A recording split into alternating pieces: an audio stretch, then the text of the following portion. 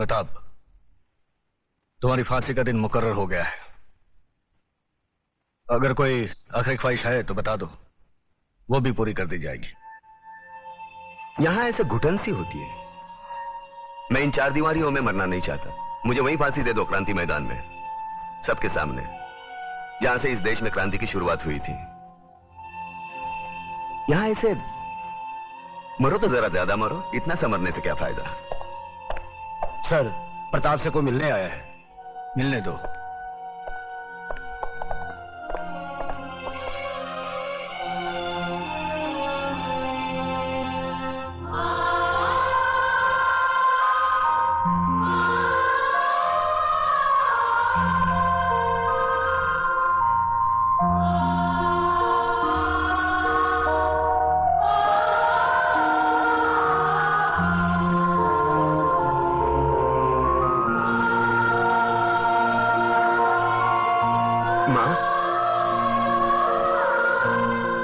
बूढ़ी हो गई, बूढ़ी। रो काहे को, रो काहे को रही तू? नहीं रे, ये तो खुशी के आंसू है। सोचा था जिंदगी भर तेरा मुंह नहीं देखूंगी, लेकिन तेरे बारे में अखबार में पढ़ा तो रहा नहीं गया मुझसे, और मैं चली आई अपने बेटे के पास। कैसा है रे तू? बेटा, आज तूने तिलक खानदान के नाम पर सचमुच यश का तिलक लगा दिया। मैं खुश हूँ, बहुत खुश हूँ। अब तो भगवान से यही प्रार्थना करूंगी कि तुझे जन्मों जन्म मेरा ही बेटा बना कर। नहीं माँ, अगले जन्म में किसी मंदिर या मस्जिद की ईंट बनकर जिंदगी भर वहां रोता रहूंगा। इस जिंदगी का रोना मेरा बाकी है।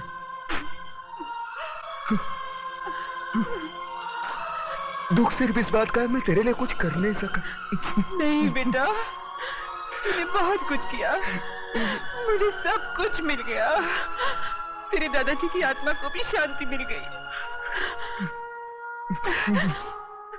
बस अफसोस एक ही बात का रहेगा कि तिलक खानदान का दिया जलाने वाला कोई नहीं रहेगा, कोई नहीं रहेगा।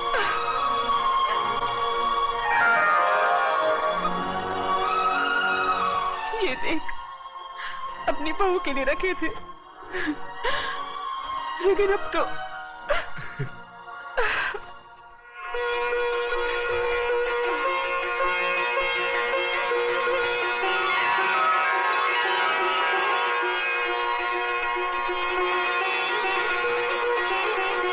माँ, ये कलम वाली बाई मेघा लिखती है, एक दिन के लिए हमारे खानदान की बहू बनेगी। सोच ले।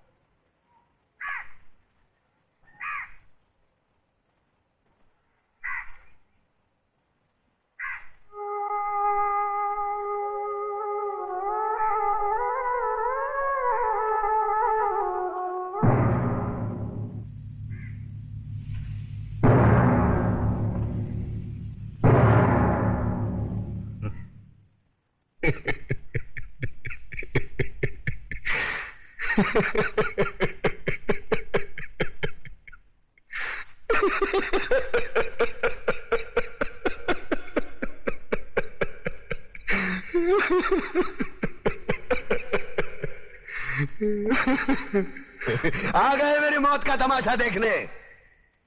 अब मुझे लटका देंगे, जुबान ऐसी बाहर आएगी, आंखें बाहर आएगी, थोड़ी देर लटकता रहूंगा, फिर ये मेरा भाई मुझे नीचे उतार देगा, फिर आप चर्चा करते घर चले जाओगे, खाना खाओगे, सो जाओगे। तुम्हारी ये नामर्दानगी, बुज़दिली एक दिन इस देश की मौत का तमाशा इसी खामोशी से देखेगी। कुछ नहीं कहना मुझे तुम्हें, कुछ नहीं। तुम्हारी जिंदगी में कोई फर्क पड़ने वाला नहीं। अंधेरे में रहने की आदत पड़ी है तुमको, गुलामी करने की आदत पड़ी है। पहले राजा महाराजाओं की गुलामी की, फिर अंग्रेजों की, अब चंद गद्दार नेताओं की और गुंडों की। धर्म के नाम पर ये तुम्हें बहकाते हैं, तुम एक दूसरे के गले काट रहे हो। काटो काटो। ऊपर वाला भी ऊपर से देखता होगा तो उसे शर्म आती होगी, सोचता होगा मैंने सबसे खूबसूरत चीज बनाई थी, इंसान। इंसान नीचे देखा तो सब कीड़े बन गए, कीड़े। कीड़े रेंगते रहो, सटते रहो और मरो। आए और गए, खेल खत्म। क्यों जिए मालूम नहीं, क्यों मरे मालूम नहीं। कलम वाली बाई क्रांति लाना चाहती थी, कलम के जोर पर काले वर्तमान को खत्म करना चाहती थी। कौन समझा उसकी बात को? सब साले मुर्दे, जिंदा लाशें। किसे जगाती वो? मैं जाग गया, कुछ अच्छा काम करके जा रहा हूं, सुकून है। लेकिन ध्यान में रखना, तुम्हारी ये खामोशी कल तुम्हारे बच्चों के लिए रोना बन जाएगी। ये कानून वाले, वर्दी वाले नेता, इन्होंने अपना ईमान बेच दिया। एक दूसरे को जलाते वक्त तुम्हारा ईमान कहां गया था? भाड़ में।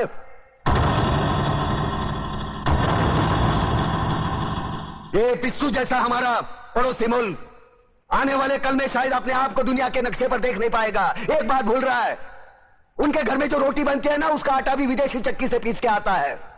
साले अपने खुद के देश में सुई नहीं बना सकते और हमारे देश को तोड़ने का सपना देखते हैं।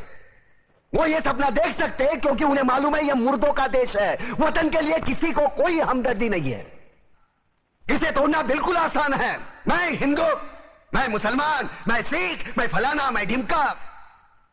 एक लाठी को तो कोई भी तोड़ सकता है, लेकिन लाठी के भारे को तोड़ना मुश्किल है। मैंने बचपन में पढ़ा था, स्कूल में, तीसरी में। मैं क्यों समझा रहा हूं तुमको? क्यों समझा रहा हूं? पागल हूं मैं? भूसा भरा पड़ा है मेरे दिमाग में। क्यों बातें कर रहा हूं इन पत्थरों से? हंसो हंसो, खुशियां मनाओ। क्रांति की राह पर एक और कुत्ते की मौत मरने जा रहा है, कल कोई और मरेगा। हमें क्या?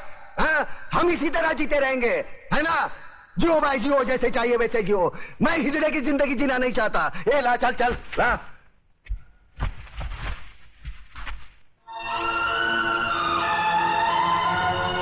ठहरो, ये फांसी नहीं हो सकती। उन देशद्रोहियों के खिलाफ जो सरकार को सबूत मिले हैं, उससे साबित होता है कि प्रताप ने उनको मारकर देश का उद्धार किया है। इसलिए भारत के राष्ट्रपति ने उसकी सजा माफ कर दी। ये रहे उसके कागजात।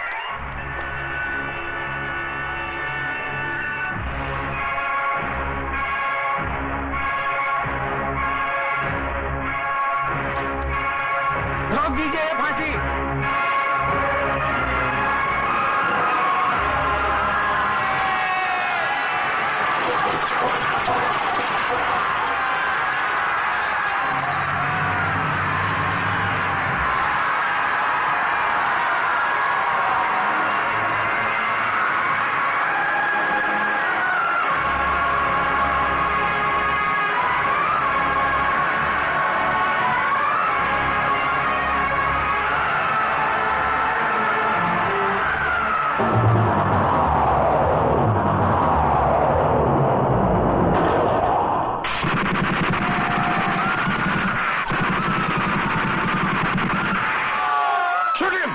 खबरदार कमिश्नर, लाशों के ढेर बिछा दूंगा अगर हमारे बीच में आया तो।